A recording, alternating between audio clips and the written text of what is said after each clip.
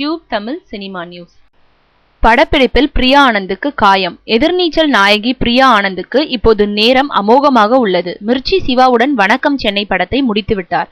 அடுத்தபடியாக அதர்வாவுடன் இரும்பு குதிரை, விக்ரம் பிரபுவுடன் அரிமா நம்பி, கௌதமுடன் வெய்ராஜாவை போன்ற படங்களில் பிஸியாக நடித்துக் கொண்டிருக்கிறார். எப்படி எதிர்நீச்சலுக்கு பிறகு தனது மார்க்கெட் சூடு பிடிக்க தொடங்கியதோ அதேபோல் நடித்து வரும் படங்களுக்கு பிறகு கோலிவுட் தவிர்க்க முடியாத முக்கிய கதாநாயகி ஆகிவிட வேண்டும் என்று நினைக்கிறார். அதனால் இந்த படங்களில் தனது முழு திறமையையும் கொட்டி நடித்து வருகிறாராம் பிரியா ஆனந்த்.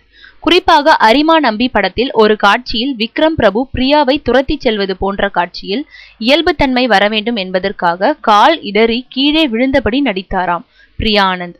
அப்போது எதிர்பாராத விதமாக ஒரு சிறிய கல்லில் விழுந்து விட்டாராம். இதனால் கால் முட்டியில் அடிபட்டு ரத்தம் கசிந்ததாம். இருப்பினும் அதை பொருட்படுத்தாத பிரியா சிறிது நேரம் ஓய்வெடுத்து விட்டு மீண்டும் அதே பழைய எனர்ஜியுடன் நடித்தாராம்.